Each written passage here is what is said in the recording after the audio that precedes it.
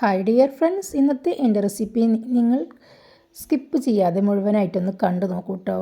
Chocolate sponge കേക്കാണ്.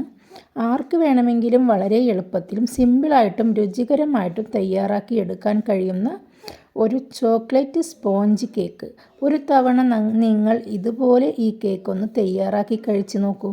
നിങ്ങളുടെ ഫേവറേറ്റായി മാറും ഈ സ്പോഞ്ച് ചോക്ലേറ്റ് കേക്ക്. അത്രക്കും രുചികരമായ ഒരു കേക്കാണ്. കുട്ടികൾക്കും വലിയവർക്കും ഒരുപോലെ ഇഷ്ടപ്പെടുന്ന ഒന്ന്. എന്നാൽ നമുക്ക് ഇത് ഉണ്ടാക്കുന്നത് എങ്ങനെയെന്നൊന്ന് കണ്ടു നോക്കാം. വെള്ളം ഒട്ടുമില്ലാത്ത ഒരു ബൗളെടുത്തതിന് ശേഷം അതിൻ്റെ മീതേക്ക് നമുക്കൊരു അരിപ്പ വെച്ച് കൊടുക്കാം. അരിപ്പയും നനവൊന്നും പാടില്ല കേട്ടോ. ഇനി ഇതിലേക്ക് നമുക്കൊരു 1/4 കപ്പ് മൈദപ്പൊടി ഇട്ട് കൊടുക്കാം. ഒരു 1/4 കപ്പ് കൊക്കോ പൗഡർ ഇട്ട് കൊടുക്കാം. ഇനി 1 ടീസ്പൂൺ കോൺഫ്ലവറിൻ്റെ പൊടി നല്ല സോഫ്റ്റായിട്ട് കിട്ടാനാണ് കേട്ടോ നമ്മളിതിട്ട് കൊടുക്കുന്നത്. ഇനി ഇതിലേക്ക് 1 ടീസ്പൂൺ ബേക്കിംഗ് പൗഡർ ഇട്ട് കൊടുക്കാം. ഇനി നമുക്ക് 1/2 ടീസ്പൂൺ ബേക്കിംഗ് സോഡയാണ് ചേർത്ത് കൊടുക്കേണ്ടത്. അതിനായിട്ട് ഞാനൊരു 1/4 ടീസ്പൂൺ ആയതിനാൽ അത് ഒരു 2 പ്രാവശ്യമായിട്ടാണ് ഇട്ട് കൊടുക്കുന്നത് കേട്ടോ. ഇനി നമുക്കിതിലേക്ക് ഒരു നുള്ളു ഉപ്പ് കൂടി ചേർത്ത് കൊടുക്കാം. മെഷർമെൻറ്റ് കപ്പ് എപ്പോഴും എടുക്കുമ്പോൾ വെള്ളം ഒട്ടുമില്ലാതെ വേണം കേട്ടോ എടുക്കാൻ. എന്നിട്ട് നമ്മുടെ ഈ അരിപ്പയിലുള്ള പൊടികളെല്ലാം നമുക്ക് നന്നായിട്ടൊന്ന് മിക്സ് ആക്കിയിട്ട് നമുക്കൊന്ന് അരിച്ചെടുക്കാം. ബേക്കിംഗ് പൗഡറും മൈദാപ്പൊടിയും ബേക്കിംഗ് സോഡയും എല്ലാം നന്നായിട്ടൊന്ന് മിക്സായി കിട്ടും. ഇതുപോലെ ഒരു 2-3 തവണയായിട്ടൊന്ന് അരിച്ചെടുത്താൽ നമ്മുടെ ബേക്കിംഗ് പൗഡർ ആയാലും ബേക്കിംഗ് സോഡയായാലും കൊക്കോ പൗഡർ ആയാലും എല്ലാം നന്നായിട്ട് മിക്സായി കിട്ടാനായിട്ടാണ് 3 തവണ ഇതുപോലെ ഒന്ന് അരിച്ചു കൊടുക്കുന്നത്. ഇനി നമുക്ക് ഈ പൗഡർ അരിച്ചു കഴിഞ്ഞാൽ ഒരു വിസ്ക് വെച്ചിട്ട് ഇതുപോലെ നന്നായിട്ട് തന്നെ നമുക്കൊന്ന് മിക്സാക്കി കൊടുക്കാം. എല്ലാം നല്ലപോലെ യോജിക്കാനായിട്ടാണ് കേട്ടോ വിസ്കും കൂടി ചേർത്ത് ഇങ്ങനെ യോജിച്ചെടുക്കുന്നത്. ഇനി നമുക്കിത് മാറ്റി വെക്കാം. ഒരു ബൗൾ എടുത്തതിന് ശേഷം ഇനി ഇതിലേക്ക് 2 മുട്ട, റൂം ടെമ്പറേച്ചറിൽ വെച്ച മുട്ട വേണം ഇതുപോലെ കേക്ക് ഉണ്ടാക്കാനായിട്ട് എടുക്കാൻ. ഇനി ചെറിയ മുട്ടയാണ് നിങ്ങളുടെ കയ്യിലുള്ളതെങ്കിൽ ഒരു 3 എണ്ണം നിങ്ങൾക്ക് എടുക്കാം. ഒരു ബീറ്റർ വെച്ച് നല്ല ഹൈ സ്പീഡിൽ ഇട്ടിട്ട് വേണം ഇതൊന്ന് ബീറ്റ് ചെയ്തെടുക്കാൻ. ബീറ്റർ ഇല്ലെങ്കിൽ നിങ്ങൾക്ക് മിക്സിയിലിട്ട് ഒരു 30 സെക്കൻഡ് നേരം നിങ്ങൾക്ക് അടിച്ചെടുക്കാം. മിക്സിയുടെ ജാറിലിട്ട് പൊടിച്ചെടുത്ത 1/4 കപ്പ് പഞ്ചസാരയാണ് കേട്ടോ ഇത് നമുക്കിതിലേക്ക് ഇട്ടിട്ടൊന്ന് മിക്സ് ചെയ്തെടുക്കാം കേട്ടോ. ചെറിയ ബൗളായതിനാൽ പുറത്തേക്കൊക്കെ തെറിച്ച് പോകുന്നുണ്ട്. അപ്പോൾ ചെറിയ ബൗൾ എടുക്കുമ്പോൾ നന്നായി ശ്രദ്ധിക്കുക. വലിയൊരു ബൗൾ തന്നെ എടുക്കുക. എന്നിട്ട് ഇതിലേക്ക് നമുക്കൊരു 1/4 കപ്പ് സൺഫ്ലവർ ഓയിൽ തന്നെ എടുക്കാൻ ശ്രദ്ധിക്കണേ. സൺഫ്ലവർ ഓയിൽ ഒഴിച്ചു കൊടുത്തതിന് ശേഷം 1 ടീസ്പൂൺ വാനില എസൻസ് ഒഴിച്ചു കൊടുക്കുക. പിന്നെ ഒരു മീഡിയം ലെവലിലുള്ള ചൂടുവെള്ളം 1/2 കപ്പ് അതും കൂടി ചേർത്തിട്ട് നമുക്ക് ഒന്ന് ലൈറ്റായിട്ടൊന്ന് മിക്സാക്കി കൊടുക്കുക. ലൈറ്റായിട്ടൊന്ന് മിക്സാക്കി കൊടുത്തതിന് ശേഷം നമ്മുടെ കൊക്കോ പൗഡർ നമുക്കിതിലേക്കൊന്ന് ഇട്ട് കൊടുക്കാം കേട്ടോ.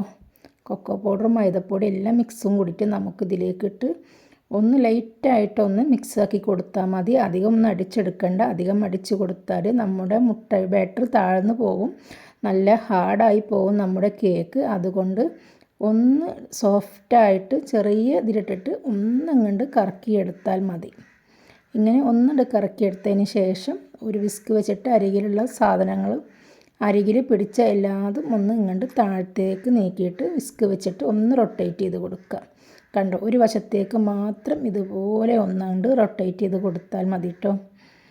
അപ്പോൾ നമ്മുടെ കേക്ക് താഴ്ന്നൊന്നും പോവില്ല. ഇതേപോലെ തന്നെ നിങ്ങളൊന്ന് ചെയ്ത് കൊടുത്താൽ മതി.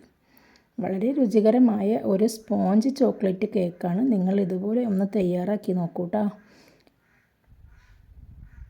ഇനി നമുക്ക് കേക്ക് ബേക്ക് ചെയ്യാനുള്ള പാത്രത്തിൽ ബട്ടർ തേച്ചതിന് ശേഷം അതിലേക്കൊരു ബട്ടർ പേപ്പർ വെച്ച് കൊടുക്കാം.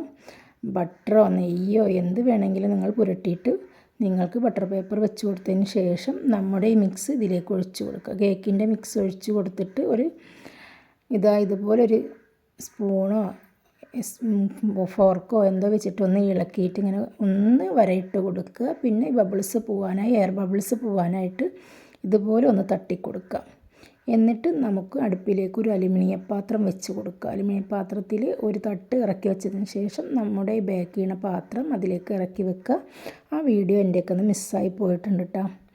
ഞാനത് എടുത്തിട്ടില്ലാന്ന് തോന്നുന്നുണ്ട്. ക്യാമറ ഓൺ ആയില്ലാന്ന് തോന്നുന്നു. അതുകൊണ്ടാണ് ആ വീഡിയോ കിട്ടാഞ്ഞത്. ഒരു 35 മിനിറ്റിന് ശേഷമാണ് എൻ്റെ കേക്ക് ബേക്കായി വന്നത് കേട്ടോ. നിങ്ങൾ പെട്ടെന്നൊന്നും കേക്ക് തുറന്ന് പോകരുത് കേട്ടോ.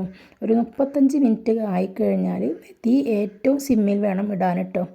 ഞാൻ സ്റ്റീൽ പാത്രം അടുപ്പത്ത് വെക്കുമ്പോൾ 1 മിനിറ്റ് ഒന്ന് ഹൈ ഫ്ലെയിമിൽ ഇട്ടതിന് ശേഷം തട്ട് വെച്ച് കൊടുത്തിട്ടാണ് കേക്ക് ടിന്ന് ഇറക്കി കൊടുത്തത്. എന്നിട്ടൊരു 35 മിനിറ്റ് കഴിഞ്ഞിട്ടാണ് ഞാൻ തുറന്നപ്പോൾ എൻ്റെ കേക്ക് നന്നായി പൊന്തി വന്നിട്ടുണ്ട്. നന്നായി നമുക്കിത് കിട്ടിയിട്ടുണ്ട്. നിങ്ങളിത് കാണുന്നില്ലേ, ഇതുപോലെയാണ് നമ്മുടെ കേക്ക് നമുക്ക് കിട്ടുക. കണ്ടോ, വളരെ രുചികരമായ നമ്മുടെ ഈ കേക്ക് ഇവിടെ റെഡിയായി കഴിഞ്ഞു. കണ്ടോ, ഞാനിതൊരു സെർവിങ് പ്ലേറ്റിലേക്ക് മാറ്റി കൊടുത്തിരിക്കുകയാണ്. ഇനി നമുക്കിതൊക്കെ ഒന്ന് മുറിച്ച് നോക്കാം. ഇനി നമുക്കത് മുറിക്കുന്നത് കാണാം. കണ്ടോ, ഞാനിത് നിങ്ങളെ കാണിക്കാനായിട്ട് ഇത് മുറിക്കുകയാണ് കേട്ടോ. ഇല്ലെങ്കിൽ ഞാൻ മക്കൾ വന്നാലാണ് മുറിക്കുക. പക്ഷേ വീഡിയോ കാണിക്കാനായിട്ട് ഞാനിത് മുറിച്ചിട്ട് നിങ്ങൾക്ക് കാണിച്ചു തരുന്നത്. വളരെ സോഫ്റ്റായ സ്പോഞ്ച് പോലെയുള്ള നമ്മുടെ ഈ ചോക്ലേറ്റ് കേക്ക്, വായിലിട്ടാൽ അലിഞ്ഞു പോകുന്ന പോലെയുള്ള സ്പോഞ്ച് ചോക്ലേറ്റ് കേക്ക് നിങ്ങൾ ഇതുപോലെ ഒന്ന് തയ്യാറാക്കി നോക്കൂ. എന്നിട്ട് നിങ്ങൾ ഇതിൻ്റെ ഫീഡ്ബാക്ക് എന്നെ അറിയിക്കാൻ മറക്കല്ലേ കേട്ടോ. നിങ്ങൾ ആദ്യമായിട്ടാണ് എൻ്റെ ചാനൽ കാണുന്നതെങ്കിൽ പ്ലീസ് ഒന്ന് സബ്സ്ക്രൈബ് ചെയ്ത് സപ്പോർട്ട് ചെയ്തേക്കണേ. അപ്പോൾ നമുക്ക് അടുത്ത വീഡിയോയുമായി വീണ്ടും കാണാം.